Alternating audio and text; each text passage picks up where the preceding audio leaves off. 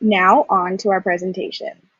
Differentiated Instruction for Equity in Higher Ed. Discuss I'm Dr. Garth-McCullough, the Associate Director of Teaching and Learning at Achieving the Dream.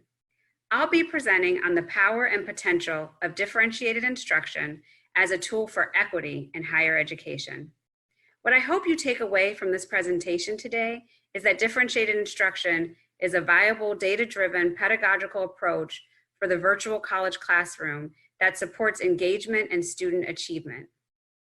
This approach aligns strongly with the Achieving the Dream's mission of student success and to lead and support a national network of community colleges to achieve sustainable institutional transformation through sharing knowledge, innovative solutions, and effective practices and policies that lead to improved outcomes for all students. As one of our central capacities, equity is critical to our student-centered framework. As seen here in an excerpt of ATD's equity statement, we are fueled by the importance of ensuring that each student receives what they need to be successful through the intentional design of the college experience in and out of the classroom. ATD shares a focus on innovation within teaching and learning to serve the most vulnerable college student populations with our 12 Every Learner Everywhere network partners.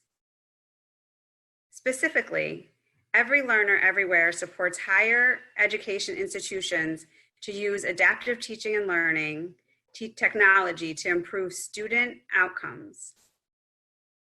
I will begin with framing differentiated instruction within the context of equity. Then I will discuss its structures, principles, and design elements and provide examples to illustrate the power of differentiation in the classroom. Finally, I will end with practical teaching strategies and technological tools that can be used across disciplines to adapt instruction to meet the needs of learners. As student-centered college educators, it is imperative that we design instructional experiences for our students that work against the business as usual and one-size-fits-all mentality to ensure an equitable environment where all students receive a high-quality academic experience that is responsive to their needs, abilities, and employment goals. We are keenly aware that some of our students begin our courses having benefited from access to resources, social capital, academically enriched curricular experiences, and supports, while others enter our courses having had to navigate structural barriers, discrimination, inadequate academic and social supports. For some, they can experience all of these inequities before they log into your 10 a.m. class. Yet, we are continually surprised when we get different student outcomes from traditional curricula that teaches the subject the same way, which disregards the individuals at the receiving end or only considers one type of learner. It takes an intentional and focused effort to create an equitable environment in college courses. Equity is a new buzzword in education, and it is too often misused. We all recognize that equity refers to the principle of fairness, but we confuse it with equality, a principle that we are more comfortable with. It has been said that equity is the process, whereas equality is the outcome. Equity requires a shift that can be uncomfortable for educators who've been taught that the right thing to do is to treat everyone the same. Differentiation calls for faculty to make equity moves in their classrooms that are fair and just, but not always equal, and to recognize the social and historical context of exclusionary practices in American higher education. Dr. Estella Ben-Simone charges educators to be equity-minded. This mode of thinking requires practitioners to take personal and institutional responsibility for the success of their students and critically reassess their own practices. Differentiated instruction is a student-centered pedagogical approach that warrants more consideration in higher education because it is responsive to the students in all the ways that we claim we aim to be. It takes into account a student's learning profile, their needs, goals, readiness, prior knowledge, the languages they speak, and the cultural and social economic backgrounds. When lessons are relevant to their experiences and every learner is valued, research shows Students benefit in the classroom and beyond. As faculty, we often make adjustments to our lessons in real time when it is clear that it isn't working for some students. Differentiated instruction requires that we be more intentional from the start and keep the learner's varying needs in mind. By an intentional effort is needed to ensure equitable education for all learners as online learning becomes the norm at this critical time in history. Thankfully, differentiation lends itself well to the online platform. As you attempt to make classes more interactive, engaging, and student-centered, you can integrate personalization and authenticity through well-planned class activities by using online learning tools. This effort involves considering critical factors that help you get to know your students, assess their prior knowledge, and monitor their performance on formative assessments.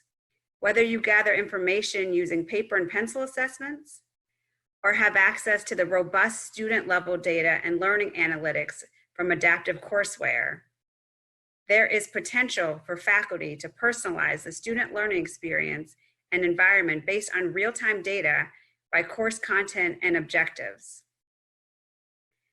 When faculty are equipped with more in-depth information about their students' interests, abilities, and content-specific performance, they are in a better position to present meaningful course content and more relevant assignments, assessments, and an overall learning environment. Research shows that differentiated instruction has a positive impact on student learning, equity, and outcomes in post-secondary education. Studies show that faculty can address learner variability in their courses by proactively designing curriculum that supports varied student needs. An intentional effort is needed to ensure equitable education for all learners as online learning becomes the norm at this critical time in history. Thankfully, differentiation lends itself well to the online world. As you attempt to make classes more interactive, engaging, and student-centered, you can integrate personalization and authenticity through well-planned instructional activities and by using online learning tools. Differentiated instruction is a teaching methodology that meets individual learners where they are along their journey. Tomlinson refers to differentiation as orderly flexibility. While it calls for attending to students as individuals, it does not assume separate assignments or individualized instruction. A differentiated lesson will resonate with more students if it targets visual, auditory, tactile, and kinesthetic senses. This means applying several different teaching approaches in your lessons, such as watching a TED Talk, listening to audio clips, putting students into virtual breakout rooms for a facilitated discussion. Institutions benefit with more equitable and high-quality educational experiences available to students through an increase in course completion and graduation rates, which will in turn lead to social and economic opportunities for people who are historically and systemically marginalized due to factors such as race, class, and gender. To understand how to apply this approach in your online classroom, it's important to understand the key pillars of differentiation: content, process, product, and the learning environment. Let's view an example of a college biology lesson. The instructor adapts content, process, and product based on academic abilities and learning preferences. In this lesson, the instructor provides differentiated content based on student readiness by varying complexity, amount of scaffolding, and agency on assignments. This allows students to work towards the same learning objectives while studying content appropriate to their level of understanding. Process is differentiated by offering a range of activities, methods to meet course goals so students have the opportunity to learn in the way that best suits their learning preferences and interests. Whether it is reading a chapter, interacting with an online app, creating a cell from art materials, or identifying cell parts under microscope, students are working towards mastering course content. Products can be differentiated by allowing students to demonstrate their knowledge and achievement of the course goals in several ways. This allows students to showcase their academic strengths and personal interests while assessing their understanding of course objectives. Students may choose to complete an online quiz or illustrate a label of a cell, while others may choose to create an animated cell model.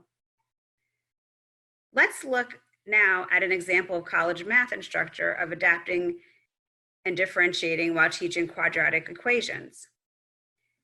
Faculty can use different materials or methods to teach the formula based on how familiar students are with the concept. The objective is to help students at all comprehension levels without lowering performance standards. The content remains consistent, but how students access the content varies. Based on learning profiles and interests, the instructor differentiates the learning process by offering a range of activities and methods to meet course goals. It could involve varying the time, tools, or group size. Finally, faculty can vary ways students may use to demonstrate knowledge and achievement of course goals. This may include having a choice of taking a test, applying their knowledge to a real-world problem, or a presentation. As a result, students learn the way that suits their learning preferences. The fourth aspect of differentiation is related to the learning environment itself, creating conditions for optimal learning in the classroom. Differentiation can increase student engagement and sense of belonging in the course. A few strategies that encourage interaction, collaboration, and flexibility include tiered assignments, layered curriculum, and intentional groupings. When you are teaching online, it is more important than ever to be equity-minded and culturally affirming, which requires faculty to do a few things. They need to be intrusive, use your early warning system or LMS data to identify students who are struggling before it's too late. Faculty need to be relational by continually expressing their investment in their students' success, and be culturally affirming by acknowledging and leveraging cultural strengths in every aspect of your course. Differentiating instruction online necessitates the use of variety of instructional materials and practices. Keeping current and experimenting with new technologies increases options in creating an online classroom environment that is differentiated, engaging, and inclusive for all learners. A few examples include using student response systems that allow for real-time collaboration and help instructors better gauge student understanding in order to differentiate instruction. Or educational games can be used across a range of disciplines. They allow you to monitor student performance and promote self-paced and adaptive learning. There are also digital tools that can be used to promote interactive discussions and facilitate online roundtables, discussions, and debates. In conclusion, I want to thank you for your time and attention, and to acknowledge that most educators were not taught to teach in this way. It is not easy, and there's no cookie cutter approach with 3 easy steps to follow, because this work is hard and needs to be responsive to the students you teach and the context that you teach in. It is important that we are on this equity-minded journey together, and that we center the student experience in teaching and learning in ways that we have not been required to do before. By adding elements of differentiation into your classroom through deeper knowledge of student attributes and building variations to your curricula, you will be in a better position to contribute to student engagement, achievement, and success. I'm happy to answer any questions that you have, and thank you.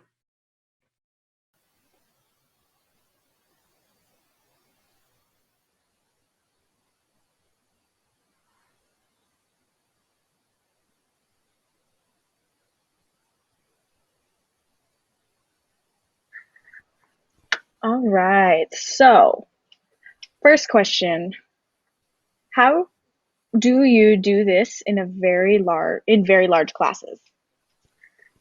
So one important thing to think about in the larger classrooms is how you're getting the information about which type of students, or how the students are interacting with the content. And so I already know that my colleague Karen Viniere mentioned this in the chat, but the adaptive courseware is one way that faculty can get large-scale learning analytics at the individual level for their students. For the larger classes, I think that is one of the best ways. But I think even if you don't have access to adaptive courseware, it's more of a matter of the choice and having a range of options for your assessments and classroom assignments, so that you're not thinking about it in terms of, each student, but maybe, my students who need the information in more visual presentation, or my students who, learning preferences basically. So just varying that. And I always say that you don't do this, you don't like differentiate your classroom in one full step. It's slowly by slowly, assignment by assignment, then you kind of build up to it as you redesign your course slowly.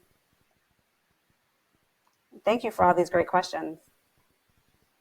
All right, next question. What are your recommendations for assisting those needing help while keeping others moving forward and challenged? So I think this goes into how you use your class time, and that if you're online, breakout rooms, and making sure that you group students intentionally, and that you have assignments that that students can self-pace with, I think is the best way. And so you're not like you're teaching this group and the others are left alone. So it's just a matter. I know it's kind of a juggling act, but if you have assignments and written out that they can self-pace or and use the time productively, is the best way when you're dealing with multiple groups.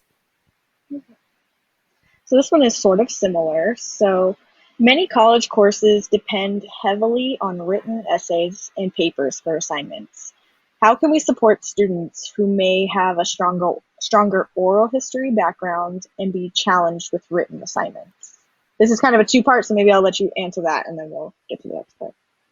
So my suggestion there would obviously, there's a lot of writing assignments, but maybe there's a component where students can present what they wrote, because then that would give the faculty member a better sense of what they're, where they are and where their performance, and then you'll know what to do in order to scaffold their writing abilities to that. And then it also shows you that you value the oral history component as well. And so with online teaching, that's even easier because they can record a presentation, and you're not having multiple presentations going through the class time. And so it's just as a supplement or a component that can be included in your rubric as well, so that they can show their knowledge the best way they know that they can, at the same time developing their writing proficiency. And the second half was, which you may have sort of answered, how do you continue to maintain high standards for all students while still offering differential assignment options? So the way that you maintain high standards throughout, and I know that's a great concern with differentiated instruction. People see it as you're doing less for some students and expecting more from other students. But it's really important that you identify what is the core concept, and in terms of your outcomes, like what is most important for students to get. And obviously, we want every student to, reach the highest of the highs for every standard. But you should have at least like a baseline, and make sure you support each student to work towards that, but then not holding the students back that can go further. So I think it's not really a matter of lowering standards. It's just a matter of clarifying and being more specific about what the standards are. So next question.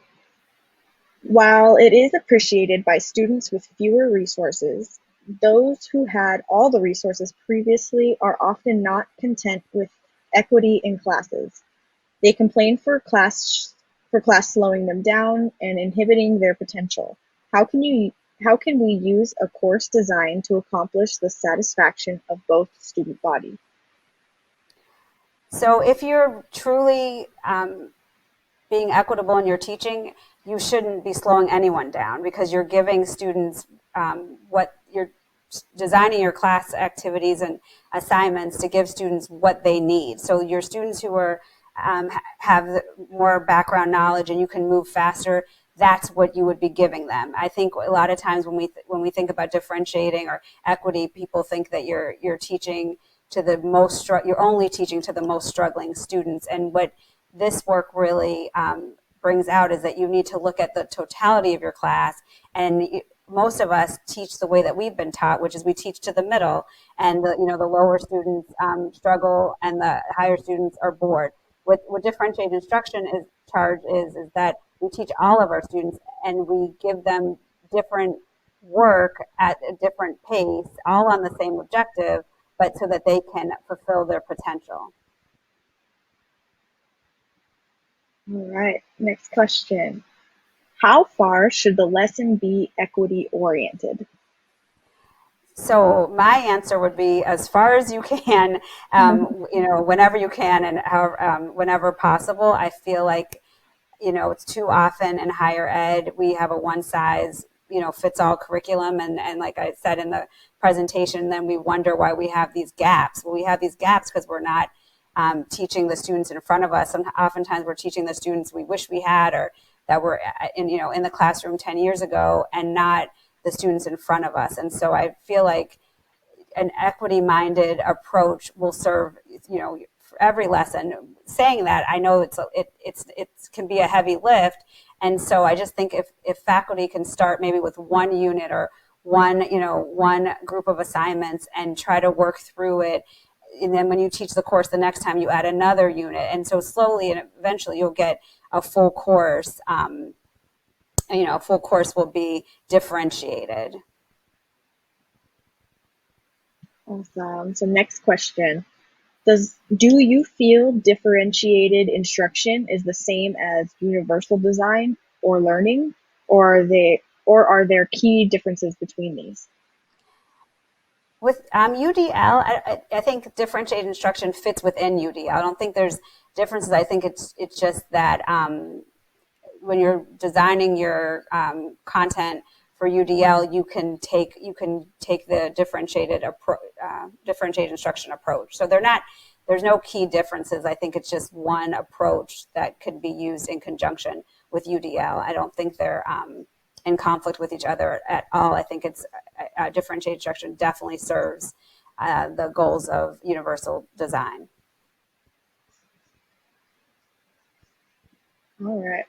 What kind of questions are the best for students in order to know their interests and their social and economic environment? So one of my research expertise is prior knowledge. So this is an area that I'm smiling, because this is an area I think we could do so much better on, is actually learning what the students know as opposed to assuming. And so there's many tools of, interest inventories, but if you're speaking about prior knowledge that's more content specific, I think it's fine for you to develop a quick assessment, an exit slip, that you can kind of get a sense of what the students have knowledge of, where their misinterpretations might lie, and you can just open-ended questions. I feel like this question asked about social and economic environment. I think we need to be sensitive in asking students personal questions, but just listen for when they offer that information. Like I don't think it would be appropriate for a faculty member who doesn't have a relationship or with a student to ask about a lot about their economic circumstances. But one thing that I think is really important, and we talk about this a lot at Achieving the Dream, is incorporating holistic student supports in the classroom. And so as simple as including in your syllabi statements, information about food insecurity, resources in the area, or housing insecurity, or the emergency aid that your college has available. When you include that in a syllabus, or you mention that in class as like, here's a few announcements, that this resource is available, it kind of lets students know that you see them, and that they have real basic need concerns. And so and kind of invite that without being intrusive and saying, do you have a place, to lay your head at night? You look disheveled, how are things?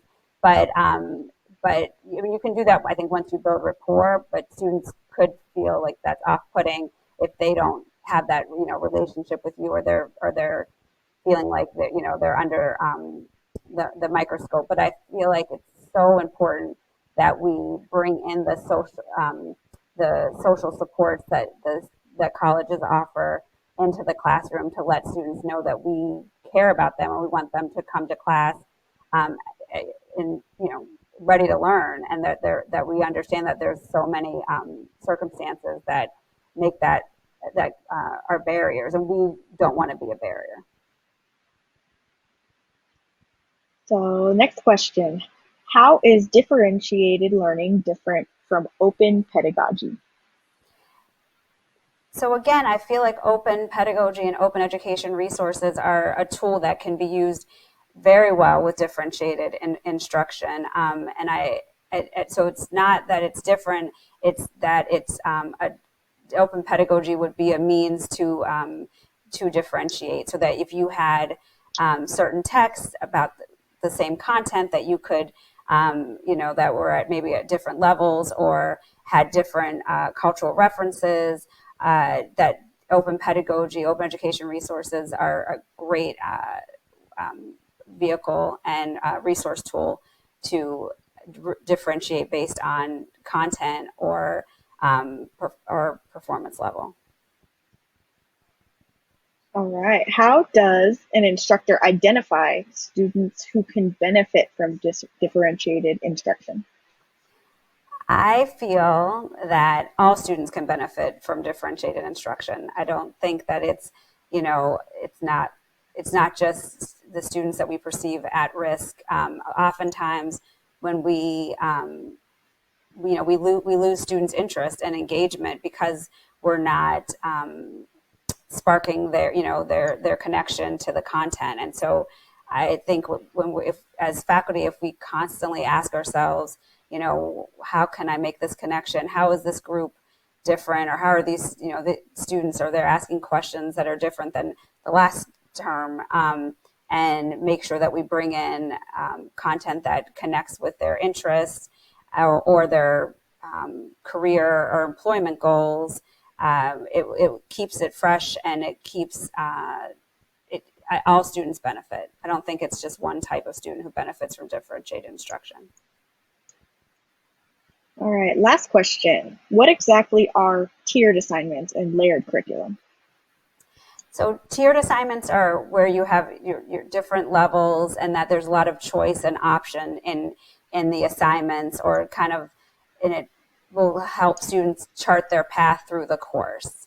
So both of those lend themselves to differentiated instruction in terms of just creating options so students can either you prescribe and assign students to certain options, or they have the choice to complete assignments in different formats, modalities,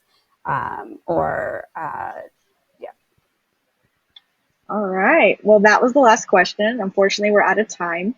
Thank you again, Dr. Garth-McCullough, for joining us today and providing your firsthand experience. Please be sure to explore the event to access more valuable resources from our sponsors and network with peers. Thank you, and have a great day. Thank you, everyone.